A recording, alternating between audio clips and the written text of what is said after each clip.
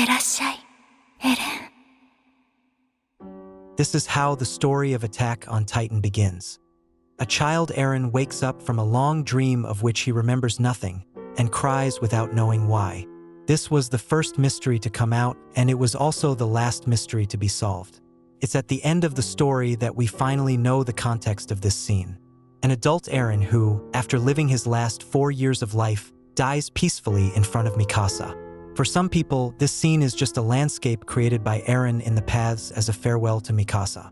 Even if this is true, it should also be clarified that the author left this scene very ambiguous on purpose. Isayama-sensei is a master of foreshadowing, and throughout the plot he was leaving subtle hints as to why the story was unfolding this way. So I will divide into 3 sections to explain these subtle hints and why they all have a connection. I want to clarify that this is merely my interpretation of the story, so you may agree or disagree. With that cleared up, just sit back and enjoy.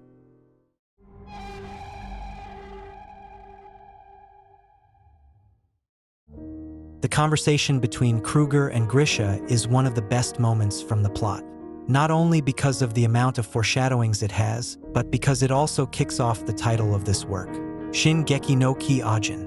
Precisely, in the Japanese language it's a play on words in which it can be translated in 3 ways: Attack on Titan, the Attack Titan, or also the Titan that moves forward, giving a hidden context in which, at the end of their conversation, triggers one of the best plot twists.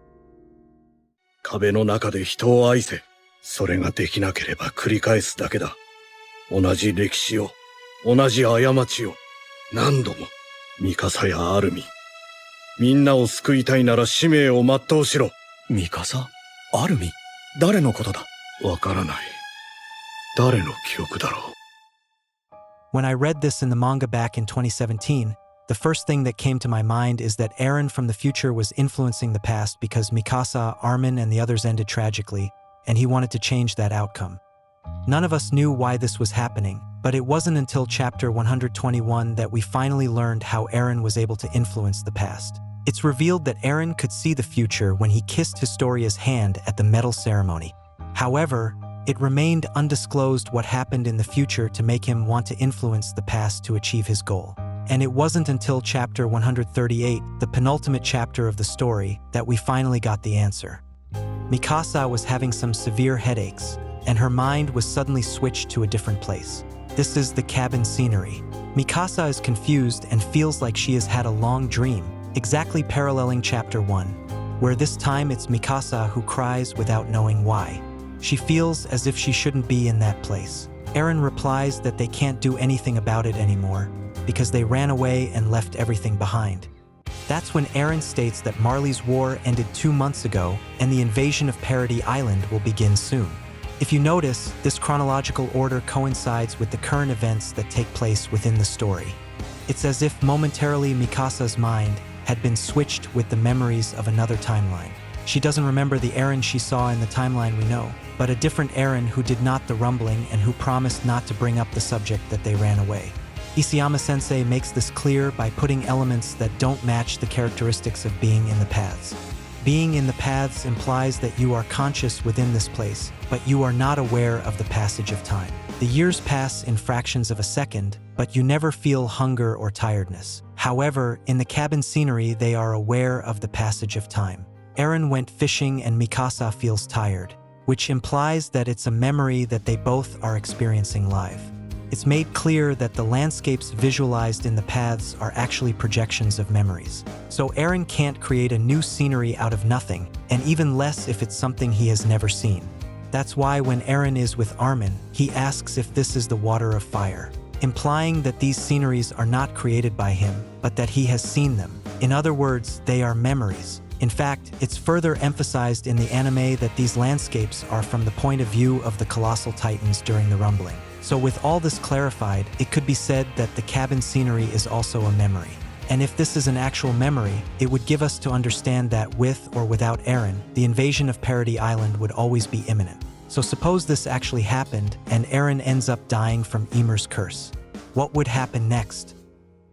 It's known that if a Titan shifter dies without inheriting their Titan power to anyone, it will be passed on to a newborn baby belonging to the subjects of Ymir. which sometimes memories and will are also passed on through the paths regardless of spacetime.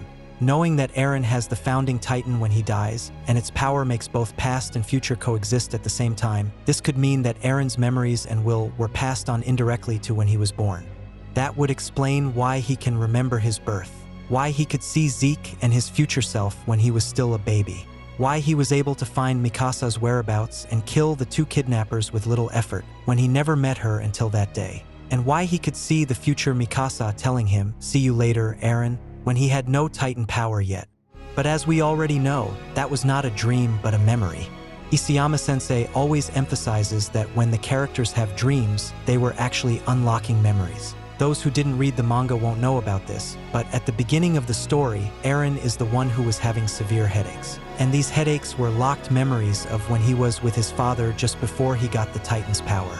Precisely in Mikasa's case, her headaches always happen at times where there's a turning point. And in the final arc, it's revealed that her headaches were the result of locked memories.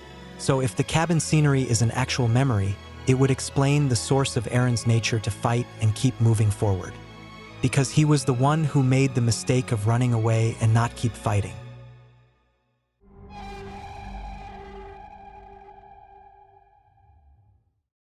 Keep moving forward, even if you die and after you die. You started this story, didn't you? This line is said by both Kruger and Eren to Grisha, but it was actually a reminder to Eren himself. In fact, both moments are a parallelism to each other. Grisha took Faye's hand, and Eren took Mikasa's hand. They both made a decision that would eventually end in tragedy. Probably, the scenario was that shortly after Eren died, Mikasa would take her own life. Armin would die within 5 years at most from having the Colossal Titan's power.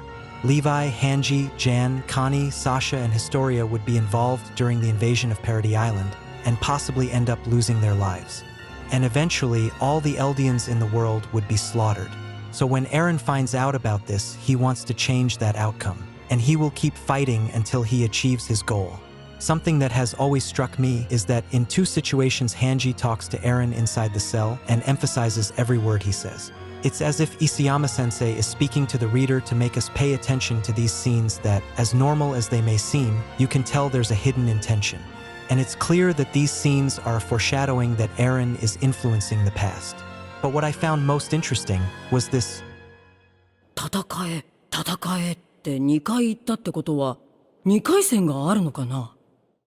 Maybe it's just me, but it seems like the author specifically remarks that Eren is fighting for a second round, implying that this is not the first time Eren has experienced all this. Precisely, in the finale, Eren himself said that he tested again and again, but his memories of the future did not change.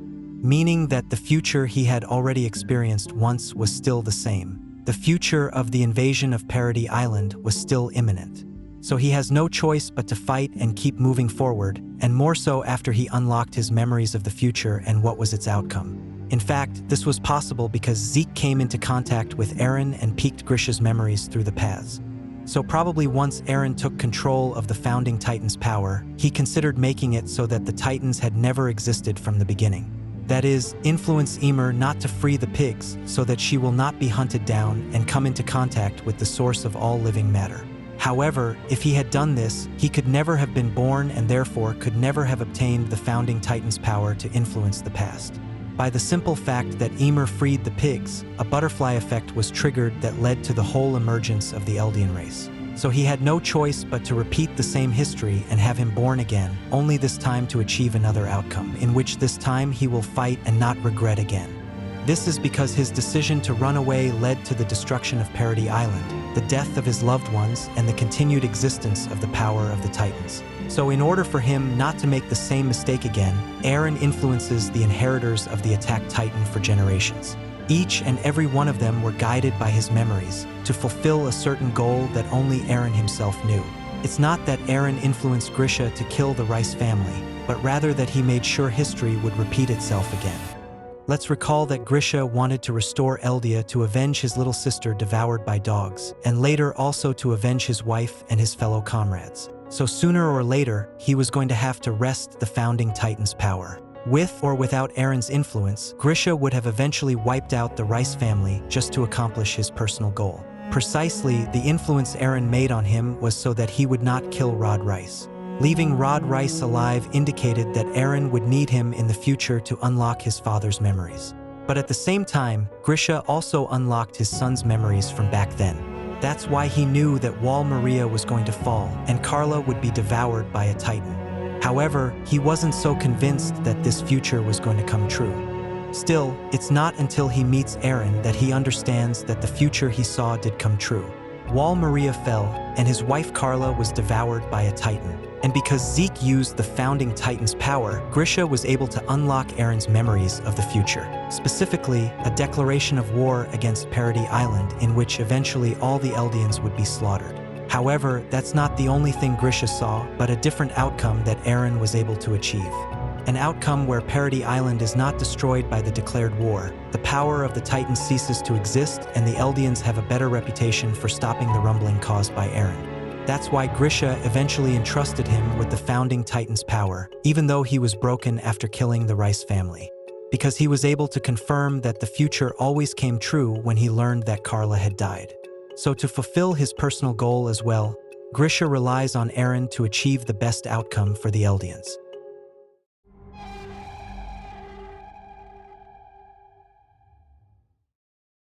Many people were confused as to why Ymir was keeping an eye on Mikasa's decisions, but there's a subtle reason for this. At first, it's assumed that this is because Ymir identified with Mikasa, being someone who clung too tightly to her love bond and from whom she could never shake off her own chains. Even if this is so, it doesn't quite explain why Ymir eventually chooses her. Why it was Mikasa after waiting 2,000 years. If you stop to think about it, Ymir has always been obeying all the Fritz offspring. So, she had been poking around at what decisions each of them would make. And yet, whatever they did, everything was set from the start and they were all slaves to their greedy decisions. However, there was someone of that offspring who could break the scheme of predestination and who has free will over her decisions. That's right, I'm talking about Mikasa. Do you remember the family mark Mikasa's mother made on her? Well, more than 100 years ago, Hizuru's shogun had a close relationship with the Fritz royal family. And after the Great Titan War, Shogun's child was left behind on Paradis Island. However, shortly after, the King Karl Fritz ordered to hunt them down as they were a threat because he couldn't control them. So it's possible that there was offspring between royal bloodlines, and Mikasa was among the last remaining descendants. So you could say that she has a quarter royal blood. Not only would it explain why Ymir noticed her, since she's related to the Fritz, but it would also explain a fact that many people overlooked. Eren activated the founding Titan's power when he touched Dina Fritz in her Titan form, but still, the power worked a second time even after she already died being devoured. And at that very moment, Eren was holding Mikasa on his back. So it would be implied that thanks to that, he was able to control the Titans again. Considering that Mikasa is an Ackerman who has Oriental bloodline mixed with the royal bloodline of the Fritz, makes her capable of breaking the fate set by the paths. In other words, she's someone who doesn't choose the same decisions regardless of space-time. Basically, Mikasa is a glitch within the story of Attack on Titan. Speaking in technology jargon, a glitch is a code error in programming that doesn't adversely affect the video game. In fact, players use the glitches to cheat and get more out of the games. And since she makes different decisions depending on the timelines, it would also explain why she momentarily had that view in Lost in the Cruel World, which parallels closely what happened in chapter 138. Mysteriously, in both moments she was going to give up, but after being taken to experience a view, she comes back determined to keep fighting. So this could imply that possibly Eren from the future came into action to influence Mikasa to take a certain path that he wants to achieve. That's why Eren said that he knew what outcome Mikasa would bring based on her decisions, so everything he did was for the sake of achieving that outcome. An outcome that would not only benefit those he loves most, but also benefit himself. This is because ever since he was born, Eren instinctively wanted to break free from his own chains and achieve his freedom. However, he's bound by the decisions and their consequences and doesn't know the best way to do things. Eren is a human like any other who has been overwhelmed by the burden of power and who no longer wants to feel chained ever again. Even if that means having to pay the enormous price of murdering humanity just to finally feel free. That's why he wanted an outcome in which he felt satisfied with himself. but at the same time, didn't end up regretting not having been able to change anything. So he decided to become the devil and entrusted what Mikasa would do just to change fate. Looking at it this way, it's understandable why Ymir was interested in Mikasa. She's a strong Eldian related to the Fritz whom cannot be manipulated and has free will in her decisions regardless of the timelines. But above all, she was able to end the love of her life for the greater good, despite having been clinging to that love for many years. Mikasa is the representation of what Ymir always wanted but could not be. She was the only one who was not a slave to fate. And symbolically, Eren was a slave to freedom who fell in love with the freest person in the world. Now that you've reached the end of the video, I would like to comment on one thing. Like any fan, I also love to theorize about the plot. However, I didn't see many people come to the same conclusion as me. So this was a topic I always wanted to talk about and wanted everyone to know about. I'm aware that there may be some gaps, but that in itself is the fun of theorizing. None of this is guaranteed or confirmed. After all, it's Isayama-sensei who has the final say. Obviously, we would all like him to give us answers to our questions, but then it would take away the grace that his work left us.